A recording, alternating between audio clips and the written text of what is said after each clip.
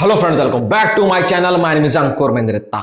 Half year gone, पूरे 6 महीने जा चुके हैं। जुलाई मंथ स्टार्ट हो गया है। तो इस वीडियो में हम बात करेंगे इस साल कौन सी मेरी फेवरेट वो फिल्में हैं जो टॉप 5 में आती है। कुछ ऐसी फिल्म्स हैं जिनको मैंने टॉप 5 की कैटेगरी में नहीं रखा है, पर वो स्टैंड आउट फिल्म है, वो मेरी ऑल टाइम फेवरेट लिस्ट में रहने वाली हैं। तो लंबा नहीं खींचेंगे, सीधा बात करते हैं। पूरे इंडियन सिनेमा से निकाल कर लेकर आया हूं टॉप 5 फिल्म्स। तो नंबर 5 के ऊपर जो फिल्म है वो है आवेशम। डार्क कॉमेडी, भाई साहब gangster comedy, very different genre और standout performance and electrifying performance of mister Fahadh Faasil, जिन्होंने फाड़ दिया। मतलब थ्रू आउट द फिल्म एक कैरेक्टर को जो लेकर चले है ना, और बंदा छा गया। कितनी एनर्जेटिक परफॉर्मेंस थी। अगर आपने नहीं देखी है तो जाकर देखो भाई साहब, बवाल फिल्म है। अब तो हिंदी में हॉटस्टार पे भी आ गई है। और भाई मैंने तो इसका मलयालम वर्जन ही देखा था। तो ये मलयालम सिनेमा की ना एक अलग जॉनर की फिल्म थी, जिसने भाई साहब वर्ल्ड वाइड बहुत तगड़ा बिजनेस किया था। और फाद फाजिल मतलब फाफा इज बैक, जबरदस्त काम था। उसके बाद नंबर 4 के ऊपर आती है फिर से एक और मलयालम इंडस्ट्री फिल्म जिसका नाम था ब्रह्मयुगम, मामूटी सर। मतलब +70 है, +70। और उन्होंने जो इस फिल्म के अंदर काम किया है ना, एकदम सटल परफॉर्मेंस, इतनी जबरदस्त काम किया है। और फिल्म का स्क्रीन प्ले, फिल्म की कलर ग्रेडिंग और भाई फिल्म कहने का अंदाज डायरेक्टर का बाप लेवल का था। और जो भाई साहब इसका एंड होता है वो कहीं ना कहीं हमारे को तुम्बाड़ की याद दिला देता है। सेट डिजाइनिंग और भाई साहब इसका जो कलर टोन था, खासकर जो ब्लैक एंड व्हाइट में रखा गया है ना, वो इस फिल्म को एकदम रियल, रॉ एंड ऑथेंटिक बनाता है। ये फिल्म भी मेरे लिए मलयालम सिनेमा से एक मास्टरपीस से कम नहीं थी। और ममूटी साहब ने एक बार फिर से साबित किया, जैसे जैसे एज बढ़ती जा रही है उनकी परफॉर्मेंस और सॉलिड होती जा रही है। तो नंबर 3 के ऊपर आती है एक बार फिर से भाई साहब मलयालम इंडस्ट्री की Aadu Jeevitham, the goat life, Prithviraj Sukumar, Basil Joseph. अब देखो ये फिल्म एक तरीके से भाई साहब कमर्शियल सिनेमा में तो कहीं से नहीं आती, पर इसको कमर्शियल सिनेमा की तरह बेचा गया और पब्लिक ने इसको रिसेप्शन भी एक तरीके से कमर्शियल सिनेमा की तरह दिया। और क्या फिल्म थी। मतलब कहते हैं ना कि सर्वाइवल जो फिल्में होती हैं वो कैसे होती है, हमें आड़ू जीवितम द गॉड लाइफ से सीखना चाहिए। बाप लेवल की फिल्म थी, बाप लेवल की, जिसको देखकर मजा आ गया। और भाई साहब पृथ्वीराज सुकुमार सर ने जो एक्टिंग की है ना, उनके करियर की one of the best performance थी। और पब्लिक ने इस फिल्म को बहुत ज्यादा प्यार दिया था। नहीं तो ऑल्दो क्या होता है ना, ऐसी फिल्में चलती नहीं है बॉक्स ऑफिस के ऊपर, इस फिल्म ने कमाई की थी। सबसे बड़ी बात पता है क्या, ये टॉप 3 कैटेगरी में जो मतलब 5, 4 और 3 में जो मलयालम सिनेमा की फिल्में रही हैं, क्यों रही है? क्योंकि वहां की ऑडियंस भी भाई क्लास मांगती है, मास्टरपीस फिल्म मांगती है।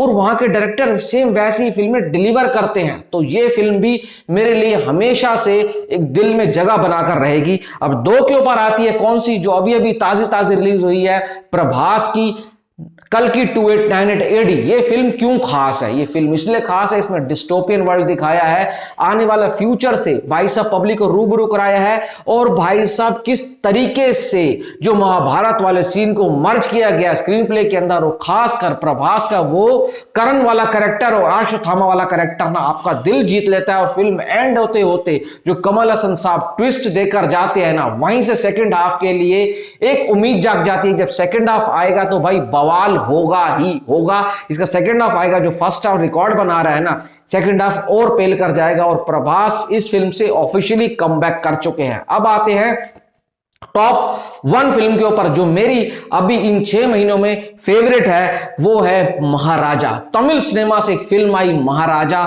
सच बोल रहा हूं, अगर आपने इस साल महाराजा नहीं देखी ना, तो अभी तक जून खत्म हो गया है, आपने कुछ नहीं देखा, इतना मैं कह सकता हूं। क्योंकि उसमें जो विजय सेतुपति की एक्टिंग है ना, बाप लेवल की, एक्शन कोरियोग्राफी बाप लेवल, और फिल्म का जो क्लाइमैक्स है बाप से भी बाप लेवल का है। और जिस तरीके से वो ट्विस्ट आता है, उस ट्विस्ट को जो दिखाने का तरीका है, उसका जो प्रेजेंटेशन है, उसका एग्जीक्यूशन है, उसका ट्रीटमेंट है ना, सच बता रहा हूं, ये फिल्म आपका दिल जीत लेती है। और थिएटर से जब आप बाहर निकलते हैं तो आप कहोगे भाई क्या ही देख लिया। ये थी मेरी वो टॉप 5 फिल्में। अब उन फिल्मों की बात करेंगे जो इन कैटेगरी में तो नहीं है, पर स्टैंड आउट फिल्म्स रही हैं, जिन्होंने कहीं ना कहीं एक सॉफ्ट कॉर्नर बनाया है। और जब भी मुझे टाइम मिलता है ना, मैं इन फिल्मों को रिपीट मोड पर देखता हूं।